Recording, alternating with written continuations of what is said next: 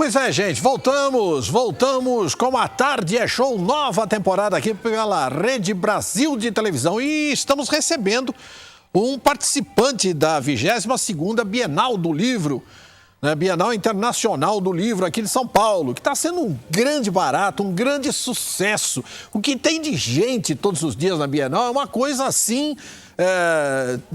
maravilhosa, é uma multidão de pessoas ávidas aí por bons livros, né? Por encontrar bons autores, preços atraentes, né? Porque na Bienal os livros sempre são vendidos por um preço muito menor do que aquele que você encontra nas livrarias, nas bancas, inclusive, né? Lá você encontra sempre por um preço muito mais em conta, ótimos livros, maravilhosos autores, ofertas assim fantásticas. Se você ainda não foi à Bienal do Livro, no Ibirapuera, você não sabe o que você está perdendo, realmente.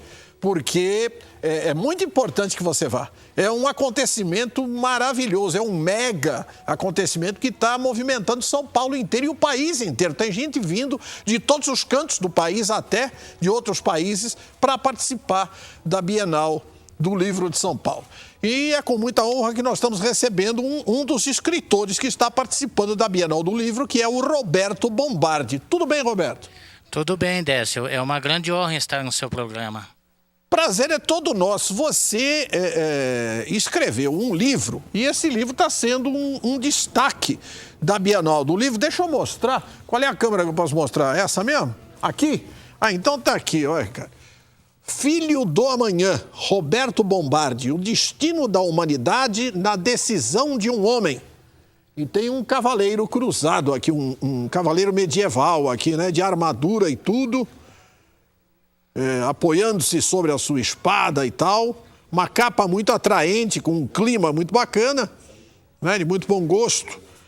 E aqui diz, uma história surpreendente e aterradora em que cada escolha determina a sobrevivência ou destruição da raça humana. E é uma edição da Novo Século. Roberto, a gente nasce, na minha opinião, a gente nasce escritor, ninguém se torna escritor. Não, eu aprendi a ser escritor e tal. Você pode aprender técnicas, você pode aprender o que não fazer, principalmente, né? Sim. Eu acho que as escolas ensinam muito o que não fazer em certas profissões.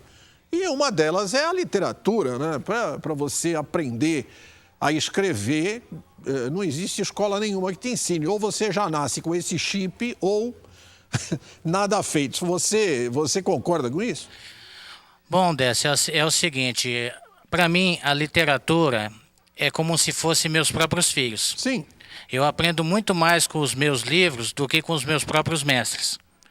E esse dom de escrever, eu comecei aos 16 anos. Eu iniciei fazendo peças de escola, cenários de escola para teatros.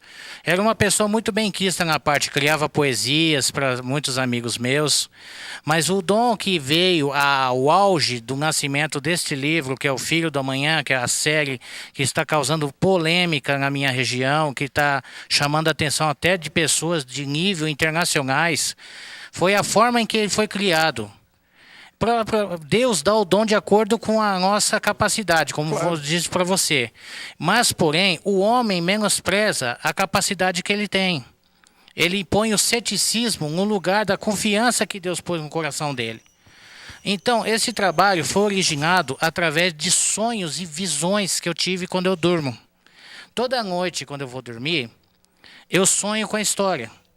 É como se eu fosse transportado por um tipo de projeção astral. Sim. E levado para uma época que eu nunca vi. Por exemplo, os antigos druidas, eu nem sei quem são essas pessoas. Eles faziam rituais em menires de pedra, que hoje é chamado Stonehenge. Uhum. Os antigos celtas que combatiam em nome da deusa mãe, a quais também faziam parte de festivais do Sabá, que era a deusa Brígida, que é a deusa celta do fogo. O deus Lamas, que é o deus Log, que é o deus celta do fogo também.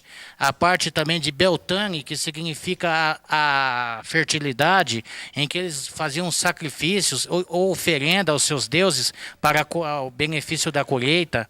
Criavam vanires, ou seja, espantalhos, que acreditavam que se algum inimigo viesse destruir a colheita ou tentar sequer roubá-la, aquele vanir atacava aquela pessoa e o sangue dela era esparçado naquele lugar para fortificar mais a terra.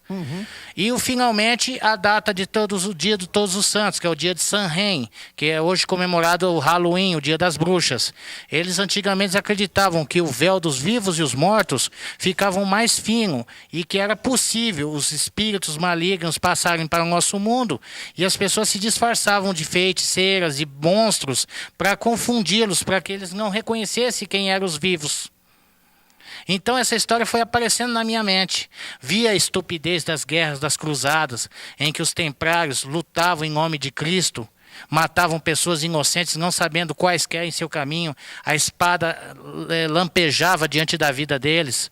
Vi também a ordem monástica da igreja, da monarquia dos reis, que implementavam uma lei, uma ordem que antigamente não tinha as leis como tem hoje em dia no nosso país. Roberto, tudo isso, como disse você foi ao longo do tempo vendo em sonhos. Sim. No momento que você conseguia, você deitava à noite, aí você conseguia conciliar o sono.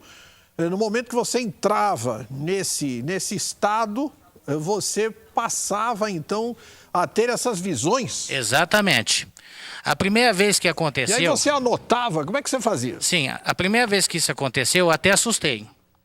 Eu estava com uma dor de cabeça terrível, falei para minha esposa, vou dormir. Aí quando foi por volta de uma meia-noite, 1h da manhã por aí, eu comecei a ter vontade de beber água. Aí eu acordei. Quando eu me levantei indo seguindo direto à porta do quarto, eu vi um volumado perto da minha esposa. Falei, peraí, tem coisa errada. E eu cheguei perto dela. Quando eu me aproximei dela, eu me vi deitado lá. E eu aí tentei apalpar a minha esposa para acordá-la, porque eu achei que tinha alguma coisa errada. A minha mão passava por ela como se eu fosse um tipo de fantasma. Sim. Aí eu olhei para a porta sentido a sala que dá acesso à cozinha. Eu passei por ela, mas eu não estava indo no corredor. Eu estava dentro do carro do personagem que estava narrando o seu infortúnio e falando sobre os pontos turísticos de Nova York. Bom, nessa altura você deve ter pensado, morri. Né? Foi, provavelmente. Nessa não há mais nada a fazer, inclusive, né, Pomba? Mas, e isso se repetiu quantas vezes? Olha, eu fiquei toda noite vendo isso. Dizem que quando nós estamos acordados, o cérebro humano tem 20% da capacidade do seu uso. Mas quando dormimos, nós somos capazes de fazer qualquer coisa. Mas tem uma questão que é ainda científico, que ainda não foi comprovado. Nunca sabemos, quando nós estamos sonhando, onde começa o sonho ou quando termina. Claro, Sempre estamos no meio do sonho. Sem dúvida. Só que eu tenho uma facilidade diferente, um dom diferente. Eu consigo catalisar o começo, o meio e o fim, como um capítulo de uma novela astral. Por exemplo, ela termina na parte em que o carro sofre um acidente. Eu acordo. Aí eu vou lá na minha cozinha, faço um pouco de café, pego o caderno, que eu só escrevo à mão. Eu não tenho facilidade para digitar. Passo aquilo tudo detalhadamente, o que eu vi.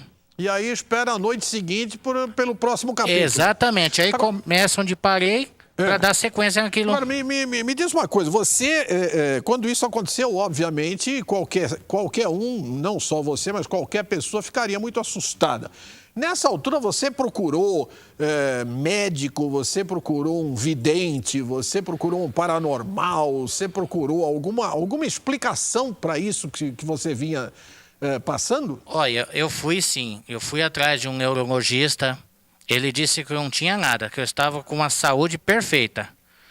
Eu fui atrás de pessoas assim religiosas, uns falavam que eu estava tendo contato com necromancia, coisa que eu não mexo com essas coisas. Nessa altura, quando esse tipo de coisa acontece, né, Roberto?